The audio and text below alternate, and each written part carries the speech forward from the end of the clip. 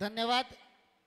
यानंतर या ठिकाणी बार्शी तालुक्याचं लाडकं नेतृत्व आपल्या सर्वांचे लाडके नेते माननीय आमदार राजाभाऊराव टाळ्यांच्या गजरामध्ये आपण त्यांचं स्वागत करूया।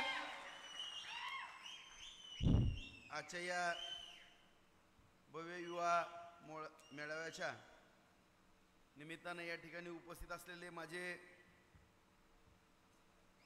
कॉलेज जीवनातले मार्गदर्शक आमचे आदरणीय राज्यसभेचे खासदार धनंजय उर्फ मुन्ना महाडिक साहेब, मित्रांनो, आवर्जून या ठिकाणी बार्शी विधानसभेचं प्रभारी म्हणून त्यांच्यावरती भारतीय जनता पार्टीनं जबाबदारी टाकलेली आहे आणि जसा माझ्या जीवनामध्ये संघर्ष आला त्याच्यापेक्षा कैक पटीनं मुन्ना साहेबांच्या जीवनामध्ये संघर्ष आलेला आहे मित्रांनो।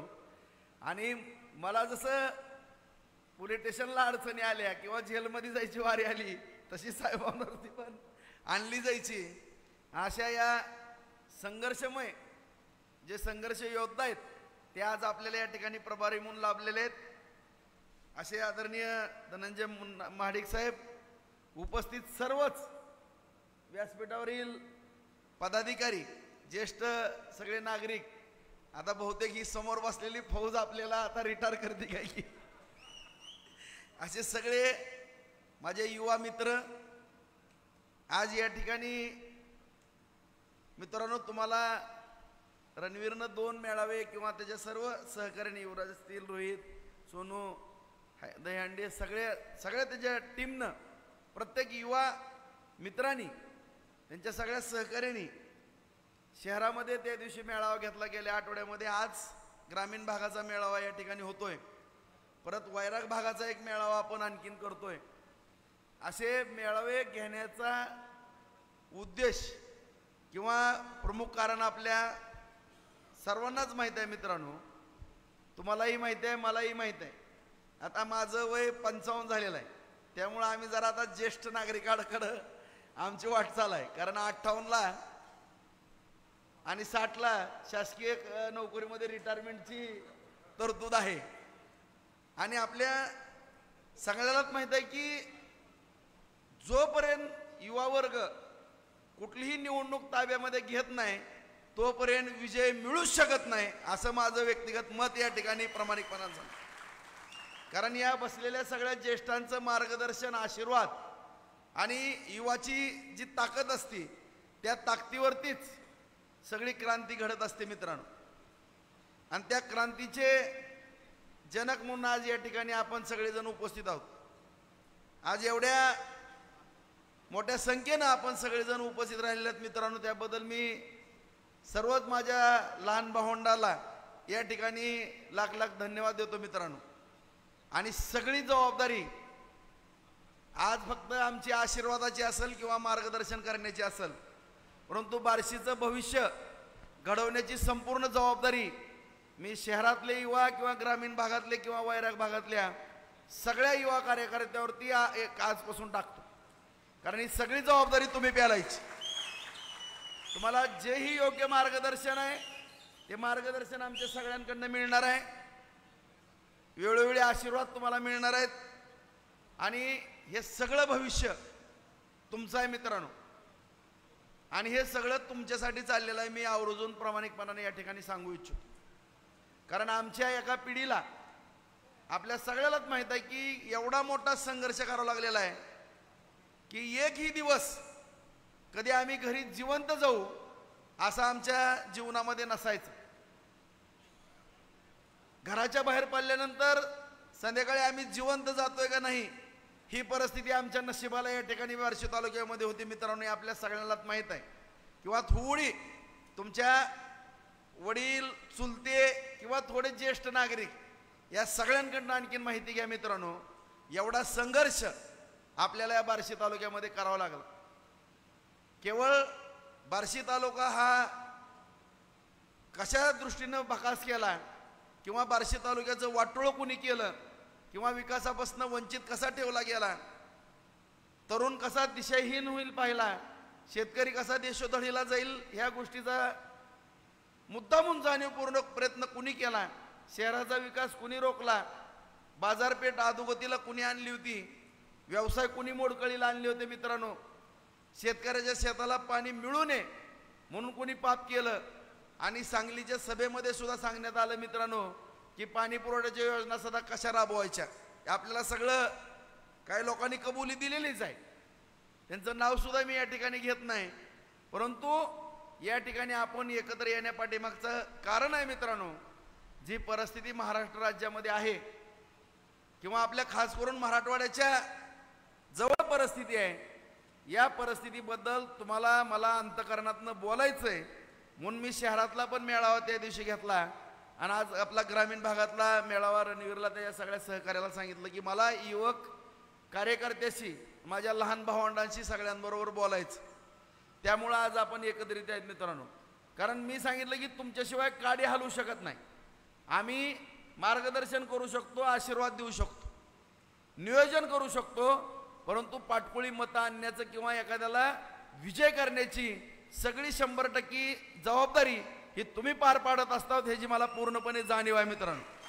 आणि त्यामुळं आज आपण या ठिकाणी एकत्रित आलेलो आहे. आज जर परिस्थिती पाहिली मित्रांनो, संपूर्ण राज्याची परिस्थिती मणिपूरच्या दिशेनं जाताना दिसते. आज मणिपूर पाहिलं आपण, ती परिस्थिती होती पण आता निवळत चाललेली आहे. थोडं काय बदल या साधारण काय 1 महिना 2 महिन्यामध्ये दिसू लागलेला आहे मित्रांनो. आणि निश्चितपणाने या ठिकाणी आपण आपले प्रपंच, आपण आपली कुटुंब, आपण आपल्या रोजच्या उपजीविका, आपल्या शेतीला पाणी, आपल्या गावाकडे जाणारे रस्ते, आपल्या हाताला काम, आपल्या पोटापाण्याचा आपल्या आईवडिलांनी जन्म दिलेला आहे त्यांची उतराई करणं, हे कर्तव्य सगळ्या तरुणांनी या ठिकाणी पार पाडणं अत्यंत गरजेचं आहे मित्रांनो. त्याकरता आमच्यासारखा कार्यकर्ता कधीच कमी पडणार नाही. आज या ठिकाणी काही वस्तुस्थिती तुमच्यासमोर मी मांडणार आहे मित्रांनो की ज्या सरकारनं, मग केंद्र सरकार असेल किंवा राज्य सरकार असेल, आज जी तुम्ही मग माझ्या सहकारी मित्रांनी या ठिकाणी सांगितलं, आमच्या सरपंचांनी आणि दयांडेनी दोघांनी या ठिकाणी सांगितलं की राजभवनी निधी आणला, राजभवनी निधी आणला. मी कुठून आणला मित्रांनो सांगा? आज नरेंद्र मोदी साहेब जर देशाचे पंतप्रधान नसते तर मी कोण? या ठिकाणी सगळेजण सांगा. आज एकनाथ शिंदे साहेब जर मुख्यमंत्री त्या ठिकाणी झाले नसते आणि देवेंद्र फडणवीस साहेबांनी जर माझा लाड केला नसता आणि परत अजितदादा आले नसते तर मी कोण? ह्या प्रश्नाचं सगळेजण या ठिकाणी उत्तर देणं आज गरजेचं आहे मित्रांनो. आज मी आपल्या सगळ्यालाच माहित आहे की एक जाणीव ठेवणारा मी कार्यकर्ता आहे. आज उगाच तुम्ही एवढे जण विश्वास ठेवून माझ्यासमोर या ठिकाणी एका फोनवरती रणवीरच्या या ठिकाणी आले नाहीत. आणि कुठली गाडी नाही, घोडी नाही. मी रणवीरला म्हणलो तर काय गाड्या बिड्या कर, नाही म्हणला तात्या जर पोरं मनानं आली तरच खरं आपण या ठिकाणी आपण राजकारण करतोय किंवा खरं काम केलंय हे सिद्ध करायचं आपल्याला.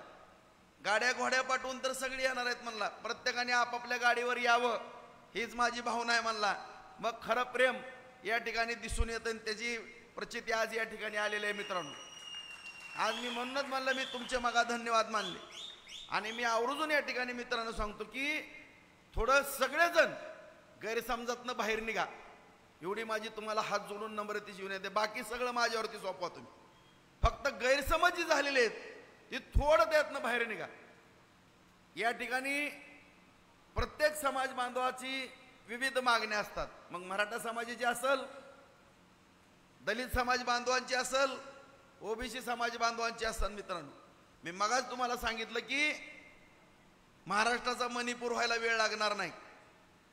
जे थोडं जातीपातीचं जे विष कालवलं चाललेलं आहे ते कधीच जे आपल्या सगळ्यांचं आराध्य दैवत आहे मित्रांनो, ज्यांच्याकडे बघून आपण काम करतो, ज्यांचा आदर्श होतो, जे छत्रपती शिवराय, ह्यांना कधीच ते पसंत पडलं नव्हतं. 18 पगड जातीच्या सगळ्याच लोकांना बरोबर घेऊन त्यांनी हिंदवी स्वराज्य निर्माण केलं मित्रांनो. ही गोष्ट कुणीही कुठलाही व्यक्ती या ठिकाणी या राज्यातला, देशातला, जगाच्या पाठीवरचा प्रत्येक व्यक्ती मान्य करण. आज आपण मराठा समाज हा थोरल्या भावाच्या भूमिकेमध्ये, सगळे समाज आपले लहान भावंड म्हणून या राज्यामध्ये नांदतायत. मुद्दामून हा विषय तुमच्या पूर्ण सगळा गैरसमज आज 100% तुमच्यातनं निघून जावा या दृष्टिकोनातून मी मित्रांनो बोलतोय. कारण आज मी मगा सांगितलं की कुठलं तरी सरकार किंवा कुठला नेता पाठीशी खंबीरपणानं असल्याशिवाय आपण विकास करू शकत नाही. आज मला सांगा 4000 कोटी रुपयाचा निधी मित्रांनो आपण आणला. कशाच्या जीवावरती आणला? केंद्र सरकारच्या योजना आहेत. प्रत्येक गावाला जाणारा रस्ता असेल, प्रत्येक गावागावामध्ये अंतर्गत रस्ते असतील, घरकुल असतील, पंतप्रधान आवास योजना असेल, रमाई माता आवास योजना असेल, राजमाता अहिल्यादेवी होळकर योजना विहिरींची असेल मित्रांनो, अण्णासाहेब पाटील महामंडळाचा विषय असेल, विश्वकर्मा योजना असेल. आज सगळ्यात महत्त्वाची योजना ज्या आपल्या भगिनींनी सगळ्यांनी फॉर्म भरले, आज 70,000 आपल्या लाडक्या बहिणींना आज आपण या ठिकाणी आपल्या बहिणीच्या माध्यमातून या ठिकाणी शासनाच्या माध्यमातून त्या ठिकाणी 3,000 रुपये देऊ शकलो. महिन्याला 1,500 रुपये बहिणींकरता देण्याचा निर्णय मुख्यमंत्री लाडकी बहिणी योजना आणली. माननीय शिंदे साहेबांनी, फडणवीस साहेबांनी, अजितदादांनी आणली मित्रांनो. उद्या मी या ठिकाणी आवर्जून सांगतो, त्या दिवशी सुद्धा सांगितलंय लाडका शेतकरी भाऊ ही सुद्धा योजना येणार आहे मित्रांनो. त्याच्या बाबतीमध्ये सुद्धा काळजी करू. सरकार कधीच मागे हटणार नाही. फक्त विनाकारण जी चांगलं काम करणारी माणसं आहेत मित्रांनो त्यांना टार्गेट करण्याचं काम चालू आहे. मी एक शब्द तुमचा माझ्यावरती विश्वास आहे ना? विश्वास आहे ना माझ्यावरती 100%? मी कधी खोटं बोललं का मला सांगा तुम्ही? माझा खोट्याचा माझा संबंध असू शकत नाही मित्रांनो. या ठिकाणी कुठलंही आरक्षणाचा मुद्दा असू द्या मित्रांनो, जो काय आपल्या भागामध्ये जो पसरवला चाललेला आहे त्याच्या बाबतीमध्ये थोडं आपण सावध राहणं गरजेचं आहे. आरक्षणाच्या बाबतीमध्ये सातत्यानं मी मराठा महासंघातला एक कार्यकर्ता होतो. मी वयाच्या 17व्या वर्षी मला मराठा महासंघाचा अध्यक्ष केलं होतं. वयाच्या 25व्या वर्षी मराठा महासंघाचा अध्यक्ष म्हणून मी काम केलं. ज्यावेळेस राजकारणामध्ये आलो त्यावेळेस 96ला 26व्या वर्षी मी शिवसेनेचं शहर प्रमुख घेतलं मित्रांनो.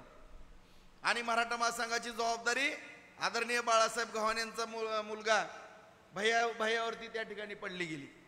आणि सगळ्या कैलासवासी अण्णासाहेब पाटलांच्या चळवळीत जुनी जाणती आपल्या बार्शी तालुक्यातली जेवढी माणसं होती, बाळासाहेब गव्हाणे असतील, किरू गव्हाणे असतील, शंकर गरड असतील, त्याचबरोबर कोरके सर असतील, बिटू जाधव असतील, ही जेवढी पण त्यावेळेस त्या काळामधली जुनी जाणती माणसं, अशोकराव होत असतील, चिमाजीराव होत असतील, सगळ्या जुन्या जाणत्या माणसांनी त्या ठिकाणी मारुती काकडे सगळ्या माणसांनी त्या ठिकाणी काम केलं. सोलापूरच्या पण माणसांनी काम केलं. प्रत्येक चळवळीमध्ये सगळेजण उभारलो. आरक्षणाचा मुद्दा काय आत्ताच आहे का मला सांगा? सगळेजण प्रामाणिकपणानं माझ्या काय प्रश्नाची उत्तर द्या मित्रांनो. 40 वर्ष झालं हा प्रश्न चिघळतोय. गेल्या वेळेस पण माननीय मुख्यमंत्री गेल्या 5 वर्षात फडणवीस साहेब होते मित्रांनो. त्यांनी आरक्षण दिलं, ते आरक्षण टिकवलं. सारथी योजना आणली, अण्णासाहेब पाटील महामंडळ आणलं. त्याचबरोबर मराठा समाजाच्या विद्यार्थ्यांना ओबीसी समाज बांधवांटाईप परदेशात शिक्षण घेण्याची तरतूद केली. आता मुलींना सुद्धा 100% मोफत शिक्षणाचा निर्णय घेतला. आज त्या ठिकाणी कुणबीचे दाखले या ठिकाणी या सरकारच्याच कारकिर्दीमध्ये मिळू लागले.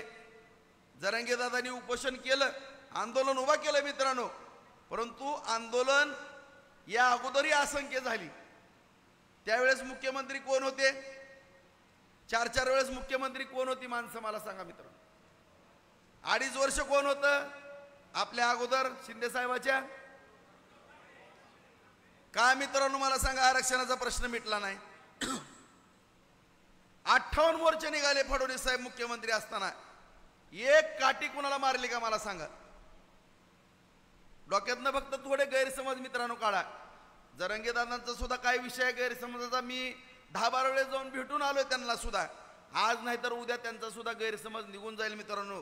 कारण खरं ते खरंच असतंय, खोटं ते खोटंच असतंय. तुम्हाला सांगतो 100% निघून जाणार आहे. कारण या ठिकाणी मी तुम्हाला जाहीरपणानं सांगतो की फडणवीस साहेब मला 3दा म्हणलेले आहेत, राजेभाऊ काय लिहायचं ते त्याच्यावरती लिहा, माझी सही पहिल्यांदा घ्या. परंतु ही राष्ट्रवादी पवार साहेबांची, पवार साहेब त्याच्यावरती सही करतात का बघा, उद्धव साहेब सही करतात का बघा, नाना पटोले सही करतात का बघा. आणि जरंगे दादांना माझा निरोप द्या की त्या ठिकाणी ह्यांच्या तिघांच्या सह्या आणि शिंदे साहेब अजितदादांच्या सह्या माझं सही करायला किंवा काहीच अडचण नाही. त्याचबरोबर शिंदे साहेबांनी जर कुठले निर्णय घेतले तर माझी सुद्धा काहीच अडचण असणार नाही. एवढी स्पष्टपणाने कबुली दिली मित्रांनो. आता आणखीन काय करायचं? आणि आपल्या बार्शीत तर जास्त चेतवण्याचं काम चालू आहे मित्रांनो. सगळ्यांनी भोगलं इथं. कितीतरी तरुण पिढी यांचे तुमचे वडील किंवा चुलते किंवा गावातली ज्येष्ठ मंडळी काम करताना प्रत्येक गावागावातल्याला जरा विचारा, पोलीस स्टेशन म्हणजे काय होतं आपल्याला. आईचं दूध आटवायचं मित्रांनो. कुठलाही अधिकारी आला की आपली धुलईच करायचं. मला 15-16 वेळेस मारले कुत्र्यासारखं. अंगाला गुळमी आले मित्रांनो. परंतु आज दिवस आपल्याला चांगले आले. आपल्या बार्शी तालुक्याचं शेतकऱ्यांचं कल्याण करणारा एक नेता मिळाला आपल्याला. आज फडणवीस साहेबांच्या माध्यमातून मित्रांनो आपल्याला जवळपास 700 कोटीची पाण्याची योजना मिळाली. आज सगळं काम अंतिम टप्प्यामध्ये आहे. पुढच्या फेब्रुवारी-मार्च मध्ये तावडीच्या तळ्यामध्ये पाणी येतंय. आताच मुन्ना साहेबांना मी सांगितलं 3रा टप्पा आपला ढाळे पिंपळगावच्या धरणामध्ये आपण पाणी टाकतोय. तिथनं भोगावती नदीचे किटवेर भरून घेतोय. घोरवाडीचे किटवेर आता ह्या 8-10 दिवसामध्ये मंजूर येईल मित्रांनो. 37 साठवण तलाव केले. 101 साठवण तलाव करण्याची प्रतिज्ञा घेणारा मी राजेंद्र राऊत नावाचा शेतकरी तुमच्या समोर उभा राहिलेला मित्रांनो. आज तुम्ही सगळी शेतकऱ्याची पोर आहेत. आज आपला दुष्काळी पट्टा आहे मित्रांनो. नीट बघा तुम्ही, दुष्काळी पट्टा आहे. सगळ्यांच्या आई वडिलांच्या डोळ्यामध्ये पाणी आलेलं आहे आतापर्यंत. आज कुठेतरी चांगले दिवस या सरकारच्या माध्यमातून आपल्याला येऊ लागलेले आहेत. मी तुम्हाला खात्रीपूर्वक माझ्याकडनं लिहून घ्या, येणाऱ्या 6 ते 8 महिन्याच्या कालखंडामध्ये लय झालं कुठं जरी अडचणी आल्या पाईपलाईनच्या त्या उपसा सिंचनमध्ये एखादी 1 वर्ष धरा शेवट, 1 वर्षाच्या आत तुम्ही माहिती घ्या, जर 50,000 एकर जमीन बागायत जर नाही झाली तर राजेंद्र राऊत नावाचा व्यक्ती राजकारण सोडून देईल. राजकारण सोडून देतो मित्रांनो मी. 50,000 एकर जमीन नव्याने भिजणार आहे मित्रांनो. कशाला म्हणतात? आणि पुढं सुद्धा तुम्हाला पुढचा शब्द देतो मी, पुढं सुद्धा येणाऱ्या 5 ते 6 वर्षामध्ये परत 50,000 एकर जमीन बागायत करण्याची जबाबदारी माझी असेल. अख्खा तालुका हिरवागार करतो, 1 लाख एकर जमीन हिरवी करतो. पण हे करत असताना तेवढं दातृत्व असणारं नेतृत्व आपल्याला मिळणं गरजेचं आहे मित्रांनो. आज या ठिकाणी आवर्जून तुम्हाला सांगतो मी, कुठला आपला तिथं गेलेलं एक पत्र आणि कुठला शब्द खाली पडला तुम्ही सांगा, पडला का? अकाउंटवर पैसे कशाच्या ह्याच्यात यायला लागले आता सांगा बरं सगळं. येलो मजाकचं ती बदलून मी दुष्काळात टाकलं परत. ते येलो मजाक यायला लागले ना. 462 कोटी आणलेत मित्रांनो. 5 वर्षात 462 कोटी. आपण सगळी ग्रामीण मधली पोर आहेत ना, सगळी शेतकरी. कधी काय अडचण आली का मला सांगा? तुम्हाला आले का नाही वेळोवेळी पैसे? कुणी दिले मित्रांनो आपल्याला? सततचा पाऊस हा निकष कधी होता का राज्यात? 65 मिलीच्या पुढे जर पाऊस झाला, 65 मिलीच्या, तरच अतिवृष्टी म्हणून नुकसान मिळायचं. ते पण 2 हेक्टरला. शिंदे साहेबांनी, फडणवीस साहेबांनी, दादांनी 3 हेक्टर केलं. आणि मी पहिलं पत्र दिलं फडणवीस साहेबाला. साहेब म्हणलं ही सततच्या पाऊस आणि त्या अतिवृष्टीत काही फरक नाही, ह्याला म्हणलं सततचा पाऊस म्हणून निधी द्या. एका पत्रावर 12,000 कोटी राज्यातल्या शेतकऱ्याला मिळाले मित्रांनो. 12,000 कोटी. काय शेतकऱ्याला सोडून, राजकारण सोडून देतो मित्रांनो. कमी केलं. बोलायचंच म्हणल्यानंतर भरपूर आहे मित्रांनो. आज साखर कारखाने कुणासाठी काढल्यात? माझ्या माहितीप्रमाणे मुन्ना साहेब पण 2-2 कारखान्याचे तुम्ही साहेब प्रमुख आहेत. किती मराठा नेत्यांचे कारखाने आहेत मित्रांनो? 80% मराठा नेत्याचे कारखाने या राज्यामध्ये आहेत. बरोबर आहे साहेब? 80% मराठा नेत्यांचे कारखाने आहेत मित्रांनो. कुणासाठी कारखाने काढलेत सगळ्यांनी मला सांगा. साखर कारखाने काढले कुणासाठी मित्रांनो? मला त्याचं उत्तर सगळ्यांनी द्या. आज शेतकऱ्यासाठी. या राज्यामध्ये माझं अंदाज ढोबळ कमीत कमी 65 ते 70% जमीन मराठा समाजाची असेल. 65 ते 70% जमीन. कोल्हापूर, सांगली, सातारा, पुणे, आपला हा सगळा सोलापूरचा पट्टा, ऊसाचा बेल्ट मित्रांनो, अकलूज, ही सगळा मार्शिळस परिसर. 80% मराठा समाजाच्या नेत्यांची कारखाने. राजकारण सोडून देतो मित्रांनो. 1 वर्षाच्या आत तुम्ही माहिती घ्या, जर 50,000 एकर जमीन बागायत जर तुम्ही नाही, माहिती घ्या. झोप येत नसेल मित्रांनो त्यांना झोप.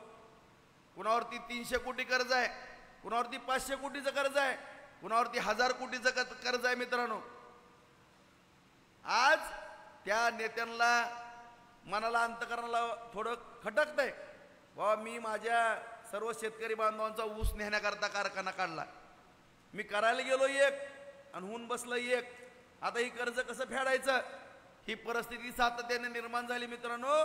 त्यावेळेस फक्त फडणवीस साहेब नावाचा एक व्यक्ती पुढे आला आणि सगळे ह्या कारखानदाराची सोडवणूक करण्याचं काम त्या ठिकाणी देवेंद्र फडणवीस साहेबांनी केलं. एक कारखाना आहे का त्या देवेंद्र फडणवीसचा, सांगा मला कोणी. एक कारखाना आहे का देवेंद्र फडणवीसांचा, कुणी पण सांगा. मी मुद्दामून बोलतो, बार्शीमध्ये तर खुलासा करणं गरजेचं आहे मित्रांनो. एक साखर कारखाना आहे का देवेंद्र फडणवीसांचा, एक सुताची गिरणी आहे का, एक बँक आहे का, एक मार्केट कमिटी आहे का, एक शिक्षण संस्था आहे का. फक्त त्या बिचाराला एकच मुलगी आहे बघा आणि एकच घर आहे नागपूरला. ती व्यक्ती कुणाच्याच हातात सापडत नव्हती मित्रांनो. आम्ही जवळचे, त्यांचे जवळचे सहकारी आहेत. ती व्यक्ती कुणाच्याच हातात सापडत नव्हती. त्याच्यामुळं फक्त टार्गेट करण्याचं काम चालू आहे, फक्त टार्गेट करण्याचं काम चालू आहे. आणि केवळ बार्शीमध्ये तर जास्त टार्गेट करण्याचं काम चालू आहे. राजभाऊ राऊताला जास्त सांभाळलं आणि राजभाऊ राऊताचा तालुक्याचा विकास केला, ह्याच्यामुळे त्यांना जास्त टार्गेट करण्याचं काम चालू आहे मित्रांनो. एवढं फक्त डोक्यात ठेवतो. एकर जमीन बागायत जर नाही झाली तर राजेंद्र राऊत नावाचा व्यक्ती राजकारण सोडून देतो. राजकारण सोडून देतो मी. आहे ना. कोण आहेत ही मराठा म्हणून आता पुढे येणारी, सांगा ना. मराठा समाजाच्या रॅलीमध्ये मिसळणारे आता कोण आहेत घुसखोर. ह्यांना कधी मराठा दिसला का बार्शी मधला. मी कुणाचा होतो रे. माझ्या अंगावर तलवारी घेऊन आलेली कोण होती, कुणासाठी आली होती. म्हणून आपल्या पहिल्यांदा मराठा समाज बांधवातल्या पोरांना माझी हात जोडून विनंती आहे की गैरसमज फक्त डोक्यातनं काढून टाका. भारतीय जनता पार्टीनं काय केलं ना, अमुक केलं ना तमुक केलं, काय सुद्धा केलेलं नाही मित्रांनो. काय केलं. उदयनराजे भोसले कोण आहेत, छत्रपती शिवाजी महाराजांचे वंशज आहेत. शिवेंद्रराजे भोसले कोण आहेत, संभाजीराजे भोसले कोण आहेत, त्यांना पण खासदार केलं. ही दोन्ही पण खासदार आहेत, आमदार आहेत. महाडिक साहेब कोण आहेत, ते पण राजघराण्यातले, त्यांचा पण छत्रपती शिवाजी घराण्यांची, छत्रपती शिवरायांच्या घराण्याची नाता आहे, संबंध आहे. आज आपले नाना निंबाळकर कोण आहेत. कितीतरी भारतीय जनता पार्टीमध्ये काम करणारी मंडळी छत्रपती शिवरायांच्या घराण्याशी निगडीत आहेत मित्रांनो. आणि आम्ही एवढी जण तिथं असताना मराठा समाजाबद्दल कोण खोड्या करेल असं होऊ शकतं का, होऊ शकतं का. आम्ही समाजाबद्दल बेईमानी कधी करेल का, किंवा आम्ही समाजाबद्दल कुठं गद्दारी करेल का. ज्या समाजामध्ये आम्ही जन्म घेतला किंवा ज्या छत्रपती शिवरायांच्या विचारांना आम्ही प्रेरित होऊन काम करतो मित्रांनो. म्हणून आज या ठिकाणी माझी नम्रतेची विनंती आहे, फक्त देवेंद्र फडणवीस साहेब कुठंच सापडत नाहीत ह्यांना.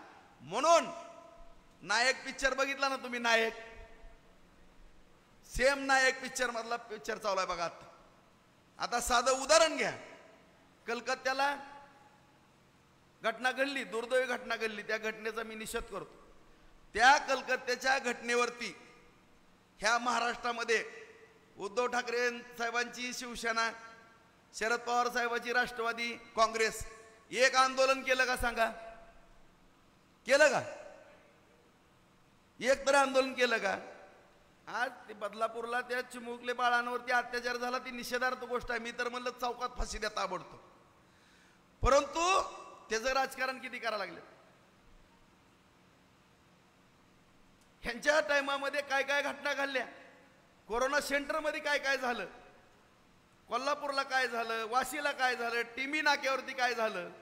त्यावेळेस ह्यांना कधी जागायला नाही, फक्त राजकारण करायचं. लाडली बहीण ही योजना आहे ना मित्रांनो, ही जी आपल्या सगळ्या भगिनींकरता मोठी योजना आणली, त्या योजनेपासून सगळं चित्र बदलत चाललं. आणि इतकी प्रभावी योजना आहे की सगळ्या माझ्या माता माऊलींचा आशीर्वाद लागणार आहे. त्याच्यामुळे त्याच्यामध्ये बोर्ड, आता मग मुन्ना साहेबांनी सांगितलं लाडली बहीण योजना नको आम्हाला ना आमचं. अरे प्रत्येक गोष्टीला विरोध आहे तुम्ही.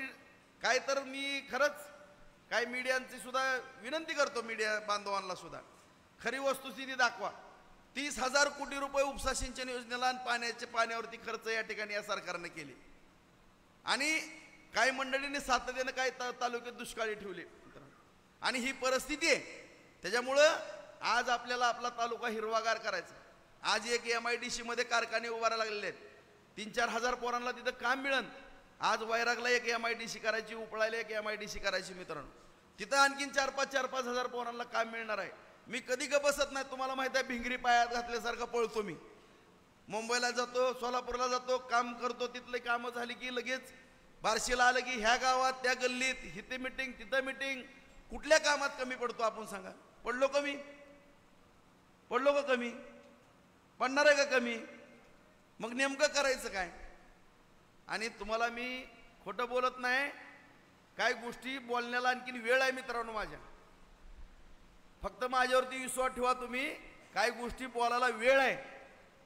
मी तुम्हाला आज तुम्ही माहिती घ्या, जर 50,000 एकर जमीन बागायचं. विधानसभा झाली ना, विधानसभा झाल्यानंतर आपण असंच बसू, नेमकं कोण कुणासाठी काय करायला लागलंय आणि कोण कुणाचा दुरुपयोग करतंय आणि कोण दिशा भरकटण्याचं काम करतंय. एवढी मोठी मोठी वय झालीत राव नेत्यांची, आमची बोलायची सुद्धा पात्रता नाही त्यांच्याबद्दल. त्यांनी असलं राजकारण करावं का? तर एखादा माणूस सापडत नाही हातात म्हणून. अत्यंत चुकीचं चाललेलं आहे मित्रांनो, इतकं चुकीचं चाललेलं आहे.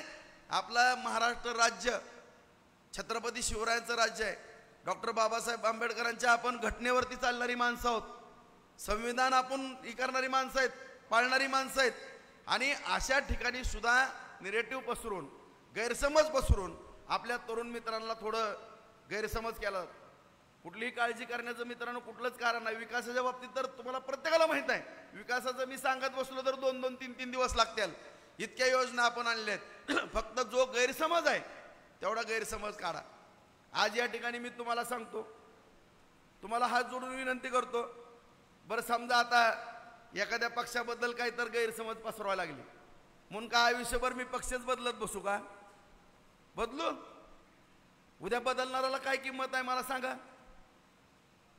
काय किंमत आहे मला सांगा? आज मी हाताला धरून केंद्रातनं राज्यातनं, केंद्र सरकार आहे आज आपलं मित्रांनो. तुम्ही बघितलं करोना काळ होता सुरुवातीला, 1.5-2 वर्ष, 2.5 वर्ष किद्दा मुख्यमंत्री गेले विधान भवनात मला सांगा? विधान भवनात किद्दा गेले, आपले सॉरी मंत्रालयात किद्दा गेले? फक्त 2 वेळेस. आणि विरोधी पक्ष नेते असताना फडणवीस साहेब प्रत्येक जिल्ह्यामध्ये फिरत होते, प्रत्येक कलेक्टर ऑफिसला फिरायचे. आम्ही फिरलो, आम्हाला सूचना होत्या, सगळ्या आमदाराला सूचना होत्या. तुम्हाला सांगतो, तुम्ही मला पण बघितलं फिरताना, एक दिवस घरी थांबत नव्हतं, प्रत्येक हॉस्पिटल असायचो. काय व्यवस्था केल्या होत्या? प्रत्येक पेशंटला, भावाला ओळखत नव्हता मित्रांनो, सक्का भाऊ दारात येऊन देत नव्हता, इतकी वाईट परिस्थिती झाली होती. सगळ्या हॉस्पिटलला कशा व्यवस्था केल्या तर नाश्ता, जेवण, मिनरलचं पाणी, सगळे डॉक्टर वगैरे, काय भयान परिस्थिती होती. कोण कोणाला विचारत नव्हतं, प्रेतापाशी जात नव्हतं. असल्या ठिकाणी जाण्याचं काम आम्ही केलं, त्या ठिकाणी घुसून जीवाची पर्वा पण केली नाही. कोणी सूचना दिल्या होत्या आम्हाला? पार्टीतनं सूचना आल्या होत्या. मग एखाद्या युद्धाला गेल्यासारखी परिस्थिती त्या ठिकाणी निर्माण झाली होती, ती पार पाडली. या ठिकाणी फक्त काय झालंय? जात जात जात हा विषय या ठिकाणी आणला चाललेला आहे. आज या ठिकाणी तुम्हाला मी प्रत्येकाला ह्या गोष्टीवरती सातत्याने मी सांगत राहणार आहे, प्रत्येक गावामध्ये भाषण करणार आहे. आरक्षणाचा मुद्दा मित्रांनो आत्ताचाच नाही आहे, 40 वर्ष जुना आहे. आणि तुम्हाला सांगतो, आता लोकसभा झाली, कुठं गेले हो मतं घेणारे? काय म्हणले मला सांगा? केंद्राकडे आरक्षण आहे म्हणले, वाढवा तिकडे, आमचा काय संबंध नाही. काय म्हणतात? माझ्याकडे भाषण आहेत सगळ्यांची माझ्या मोबाईलमध्ये. काय म्हणले उद्धव साहेब सुद्धा? ओबीसीतनं आरक्षण देता येते का म्हणले का नाही? उद्धव साहेब म्हणले का ओबीसीतनं आरक्षण द्या? सांगा ना सगळीजण, सांगा की. उद्धव साहेबांचा होकार आहे का ओबीसीतनं आरक्षण द्यायला? शरद पवार साहेबांचा होकार आहे का? नाना पटोलेचा आहे का? काय कोण याचा गैरफायदा घेते तुम्ही सांगा? जेवढे खासदार निवडून गेले आता कुठे गेले? आले का परत? आणि विधानसभेनंतर पण असंच होणार आहे. आणि आपलं जी मराठा समाजाचं आंदोलन आहे ते असंच गुंडाळून ठेवणार आहेत परत. ही काय आत्ताचा विषय नाही. आता जरंगे दादाला तर एवढा मान सन्मान दिला सरकारनं, ऐकली प्रत्येक गोष्ट ऐकली दादांची. मुख्यमंत्री स्वतः मुख्यमंत्री उपोषण सोडवायला गेले, मंत्री लोकांबरोबर आम्ही गेलो, वाशीला स्वतः मुख्यमंत्री आले, मान सन्मान दिला मित्रांनो. परंतु कैलासवासी अण्णासाहेब पाटील त्या काळामध्ये 82 साली मित्रांनो स्वतःला डोक्यात गोळी घालून त्यांना आत्महत्या करावी लागली. कोण आलं त्यावेळेस? तर कुणाच्या हातात सत्ता होती? 4 वेळेस मुख्यमंत्री कोण होतं? आणि आता फक्त ह्यांच्या हातातली सत्ता गेली की मराठा आरक्षणाचा विषय पुढे आलाच म्हणायचं. आठवा तुम्ही, आठवा सगळेजण. आम्हाला तर आठवतं, आम्ही त्या चळवळीत काम केलं मित्रांनो. परंतु तुम्ही माझी तरुण पिढी आहेत, लहान भावंड आहेत तुम्ही सगळेजण. तुम्ही फक्त एवढंच आठवा की जुन्या टायमामध्ये ह्याने आरक्षणाच्या बाबतीमध्ये काय काय केलं आणि अण्णासाहेब पाटलांची आत्महत्या कशी झाली, किती पूर्वी मोर्चे निघाले, काय मिळालं. आणि आज जरंगे दादांनी उपोषण केलं, कुणबीच्या नोंदी हुडकून काढल्या. कुठल्या सरकारच्या कारकिर्दीमध्ये निघाल्या मला सांगा बरं? पवार साहेबाचं सुद्धा ओबीसीचं सर्टिफिकेट आहे. का दुसऱ्या मराठ्यांच्या पोराला काय आवडत नव्हतं का? सर्टिफिकेट नव्हतं का आवडत तुम्हाला? दिलं का कुणाला काढून? कितीतरी दिग्गज मी माणसं, अधिकारी, मोठ्या घराण्यातले IAS अधिकारी किंवा राज्यकर्ते आहेत मित्रांनो. परंतु सर्वसामान्य मराठ्यांकरता जे कुणबीचे दाखले हुडकण्याचं काम केलं ते शिंदे साहेबांनी, शिंदे समिती नेमली, फडणवीस साहेबांनी त्याला मदत केली, दादांनी त्यांना सहकार्य केलं, म्हणून दाखले मिळाले. 18,000 नोंदी बार्शीत मिळालेले आहेत मित्रांनो, 18,000. आज मला पूर्णपणे जबाबदारी सांगतो, प्रत्येक तालुक्यामध्ये 5,000, 7,000, 10,000 नोंदी सापडायला लागलेल्या. मग नेमकं काय? EWSचं आरक्षण केंद्र सरकारने दिलं, परत आणखीन SC BCचं आरक्षण 10% दिलंय. इतकं सगळं अण्णासाहेब पाटील महामंडळातनं 25-25 लाखाचं लोन आता दिलं जातंय बिनव्याजी. 6,000 कोटी रुपयाचं व्याज सरकारनं भरलंय. ज्या OBC समाज बांधवाला सवलती आहेत त्याच इकडे दिलेले आहेत. आता राहिले काय टेक्निकली मुद्दे आहेत. ठीक आहे, जरंगे दादा आणि सरकार परत चर्चा करतील, त्यांचं काय व्हायचं ते होऊन जाईल तिकडं. परंतु या ठिकाणी या बार्शी तालुक्यामध्ये किंवा परिसरामध्ये मुद्दाम होऊन भारतीय जनता पार्टीला आणि देवेंद्र फडणवीसांना टार्गेट करण्याचं काम जे केलं जातंय ते फक्त आपल्याला या ठिकाणी आपल्याला बार्शी तालुक्यामध्ये जे मोठ्या विकासाचं कामं झाली, पाण्याचा मोठा प्रश्न सुटला, शहराचा सुटला, ग्रामीण भागातले पाण्याचे प्रश्न सुटले, विकासाचं एवढं झालं, MIDCनं कास पकडली. MIDC एकदम फास्ट चाललेली आहे, आणखीन MIDC होणार आहेत. आणि ह्या सगळ्या गोष्टीचं सगळी पोरं सुरक्षित राहायला लागली. 10 दिवस NC पोलीस स्टेशनला जाईना. ही झाली सगळी छत्रपती शिवरायांच्या राजवटीमध्ये जी काही जनता सुखी समाधानी होती रामराज्यामध्ये, ती परिस्थिती बार्शीत व्हायला लागली. ती आता ह्यांना बघवत नाही, त्याच्यामुळे विष पेरलं जाते. तर माझी सगळ्यांना हात जोडून नम्रतेची विनंती आहे मित्रांनो, कुठलाही डोक्यामध्ये गैरसमज करू नका. शेवटी सगळी निवडणूक किंवा कुणाचा जय पराजय हा तुमच्या हातामध्ये असतो. आणि पुढं पळणारी जी काही टीम आहे ती तुम्ही आहेत, तुमच्याशिवाय काडी हलत नाही. मी ज्यावेळेस गावागावामध्ये जात होतो मुन्ना साहेब, सगळ्यांना बघितलं. आम्ही ज्येष्ठ मंडळी सगळी तरुण पोरं अशी बरी हाताची घडी घालायची, कडाला उभारायची. बरोबर आहे का? बरीच जण होती ह्याच्यातली. तसं काय करू नका. सगळ्यांना विश्वासात घ्या. सगळ्या समाजाची आपल्याला गरज असती आणि प्रत्येकाने सगळ्यांनी एका कुटुंबातल्यासारखं गुणागोविंदासारखं नांदा. कुठलाही आपल्याला गालबोट लागल किंवा आपल्याला कोणी नावं ठेवून. आणि मला या ठिकाणी आवर्जून या ठिकाणी मराठा समाज बांधवाच्या माझ्या तरुणांना सांगायचं, किती जणांबरोबर आपण वाईटपणा घेणार आहेत मित्रांनो. आज प्रत्येक समाजाचा जर बघण्याचा दृष्टिकोनच बदलायला लागला, बाबा जे काय अंतर जर पडणार असेल आणि जर उद्या काय दोन समाजामध्ये एकदम बघितलं बीडला कशी परिस्थिती आहे, कोण कोणाच्या हॉटेलमध्ये जात नाही, कोण कोणाच्या पानपट्टीवर जात नाही, कोण कोणाच्या किराणा दुकानात जात नाही. आणि अशी जर परिस्थिती निर्माण व्हायला लागली मित्रांनो, ह्याला काय अर्थच राहणार नाही. मग राजकारण करायचं कशासाठी? तुम्ही सांगा, राजकारण मायासारख्या कार्यकर्त्यांनी करायचं कसं? मी तर बघा, मी छत्रपती शिवरायांचा भक्त आहे. मी महाराजांच्या विचाराशी बांधील आहे. त्यांच्या विचाराच्या पुढे जाणारा कधीच कार्यकर्ता नाही. मी त्यांचा मावळा आहे. जे छत्रपती शिवरायांनी जे सांगितलं किंवा त्यांनी जे केलं त्यांचा आदर्श डोळ्यासमोर ठेवून काम करणाऱ्यापैकी मी त्यांचा मावळा आहे. ह्याच्यापेक्षा मला जास्त कळत नाही. कुणावरही अन्याय झालेला मला खपत नाही. कधीही खोटं बोलायची मला सवय नाही. आणि विनाकारण कुणाला तरी नावं ठेवणं हे योग्य होणार नाही राजकीय स्वार्थासाठी. त्यामुळं सगळ्या तरुणांना माझी नम्रतेची पुन्हा एकदा विनंती आहे, तरुणांनो ही निवडणूक सगळी तुमच्या हातात आहे. उद्या समजा मी तुम्हाला पण म्हणलं आपल्या पदाधिकाऱ्यांना 5 निवडणुका लढवल्यात आपण, बरोबर आहे. 3 निवडणुका मी हारलो, 2 जिंकलो. समजा तुम्हीच विचार करा, आपल्या एखाद्या ह्या कुठल्या गोष्टीमुळं जर यदा कधी 2000 3000 4000 5000 मतांना आपलं कमी जास्त काय झालं, काय करणार आहेत तुम्ही सांगा. कुणाला गावातलं काम सांगणार आहेत. बरं मी तुम्हाला आधार द्यायला मरेपर्यंत आयुष्यभर आहे, मी तुम्हाला बांधील आहे. तुम्हाला माझा जीवात जीव आहे तोपर्यंत मी तुम्हाला बांधील आहे. मी कुठं सुद्धा जाणार नाही मित्रांनो, त्याची काळजी कधी करू नका. मी माझं घरानं सगळ्यांसाठी 24 तास 12 महिने 24 तास आम्ही राबणारे कार्यकर्ते आहेत, कुठंच जाणार नाहीत. पण जे काय आता आपल्या तालुक्याच्या विकासाकरता येतंय किंवा जे पदरात पडतंय, जर आपली इथं सत्तात नसल, डोक्यासमोर आणा, राजभाऊ राऊत आज आमदार नाही, सांगा काय करायचं. काय करायचं तेवढं सांगा. उद्या तुमचा लोकप्रतिनिधी पाळणारा, उद्या येईल का येलो मोजॅक, आपला पीक विमा, अतिवृष्टी, सततचा पाऊस, माझी लाडकी बहीण, माझ्या बहिणीला जी काय आता ही होणार आहे, उद्या माझा लाडका भाऊ शेतकरी, ही कोण आणणार आहे मित्रांनो. मी रात्रंदिवस पाळणारा कार्यकर्ता आहे, तुम्हाला माहित आहे. रात्रभर गाडीत झोपीत प्रवास करतो, झोपतो. बाकीची कुठं जातात तुम्हाला माहित आहे का. परत टांगटिंग चालू करायचं आपल्या इथं, करायचं का.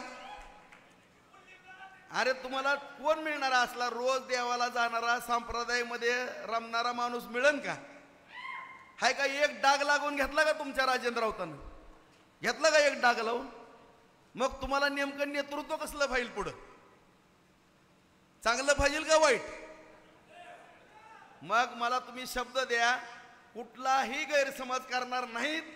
आम्ही भाऊ तुमच्यावरती बिनधास्त विश्वास ठेवून आपण चांगल्या पद्धतीनं भविष्य काळातल्या विधानसभेमध्ये चांगला विजय मिळवू, अशा पद्धतीचा मला सगळेजण शब्द द्या. आणि तुम्ही शब्द दिल्यावरच पुढची निवडणूक आपण ताकदीनं लढवणार आहात, एवढं पण डोक्यात ठेवा मित्रांनो. काय करायचं एकदा सांगा.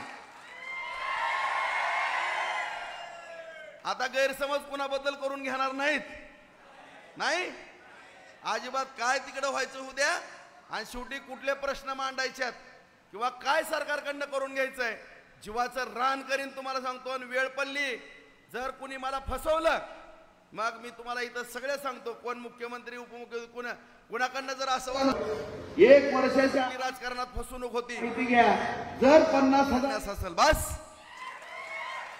पण तुम्ही कुणावरती खोट्या प्रचाराला बळी पडू नका, एवढंच मला हात जोडून सांगायचं. आता नाही ना गैरसमज करणार कुणी.